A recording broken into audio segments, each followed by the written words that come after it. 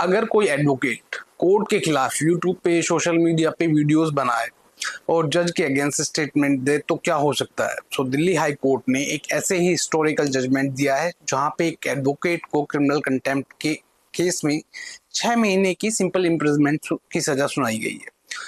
आखिर पूरा मामला क्या है? क्या सिर्फ क्रिटिसिज्म करना कंटेम्प्ट ऑफ कोर्ट के अंडर आता है? फ्रीडम ऑफ स्पीच की क्या लिमिटेशंस है और कोर्ट को इतनी स्ट्रिक्ट पनिशमेंट क्यों दी? आज के वीडियो में हम डिटेल में डिस्कशन करेंगे दिल्ली हाई कोर्ट के एक शॉकिंग जजमेंट के बारे में। Court on its own motion versus Shiv Narayan Sharma and others ये जजमेंट दिया है अभी। कोर्ट ने कहा है जुडिशियल सिस्टम को स्कैंडलाइज करना और जुडिशरी की अथॉरिटी को लोअर करना क्रिमिनल कंटेम्प्ट है। और सबसे इंपॉर्टेंट बात, कोर्ट ने ये ऑब्जर्व किया कि एडवोकेट ने हियरिंग के दौरान भी अपने स्टेटमेंट को कंटिन्यू रखा। अगर इस वीडियो में हम ये लीगल अपडेट और कोर्ट जजमेंट और इम्पोर्टेंट लीगल अवेयरनेस के बारे में बात करेंगे। और अगर आपको हमारी वीडियो अच्छे लगे तो प्लीज हमारे चैनल को सब्सक्राइब कीजिएगा। अब बात करते हैं फैक्ट ऑफ द केस की। इस केस में हाई कोर्ट ने सू मोटो कंटेम्प्ट प्रोसीडिंग इनिशिएट की। कोर्ट के अकॉर्डिंग कुछ वीडियोस अपलोड की गई थी जिसमें जुडिशियल ऑफिसर और जुडिशरी के अगेंस्ट एलिगेशंस लगाए गए। कोर्ट ने ऑब्जर्व किया कि ये स्टेटमेंट जुडिशरी की डिग्निटी और अथॉरिटी को अफेक्ट करते हैं और जजमेंट के दौरान कंटेम्प्टनर ने कोर्ट के सामने ये आर्गुमेंट दिया कि मुझे प्रॉपर हियरिंग नहीं मिली, मुझे जो जुडिशियल ऑफिसर को विटनेस नहीं बनाया गया, मुझे क्रॉस एग्जामिनेशन का मौका नहीं दिया गया और जजमेंट नेचुरल जस्टिस के अगेंस्ट है। लेकिन कोर्ट ने कहा ये सब सबमिशन एक्चुअली रिव्यू और रिकॉल के नेचर के हैं और पनिशमेंट हियरिंग के स्टेप पर हम अर्लियर जजमेंट को रिव्यू नहीं कर सकते।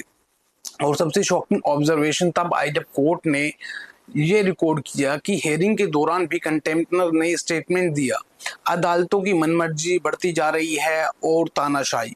कोर्ट ने कहा दिस इज क्लियर शोइंग कि कोई रिग्रेट नहीं है और फ्यूचर में भी ऐसे एक्ट रिपीट होने की पॉसिबिलिटीज हैं।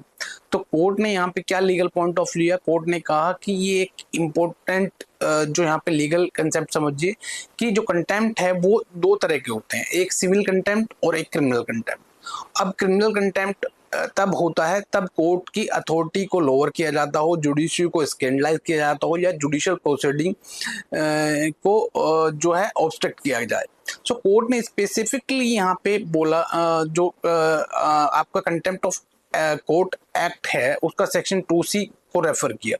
और फाइनली जो है दिल्ली हाई कोर्ट ने कहा मैक्सिमम पनिशमेंट देना जरूरी है और इसका रिजल्ट ये हुआ कि जो कंटेम्प्टनर था उसको 6 मंथ की सिंपल इम्प्रिजनमेंट प्लस 2000 रुपीज का फाइन इम्पोज किया गया। और हाँ, फाइन डिपॉजिट नहीं हुआ तो एडिशनल इम्प्रिजनमेंट होगा। लेकिन कोर्ट ने यहाँ सेंटेंस को 60 डेज के लिए 60 दिन के लिए सस्पेंड कर दिया ताकि सुप्रीम कोर्ट में अपील फाइल की जा सके under section 19 sub clause 3 of the contempt of court act.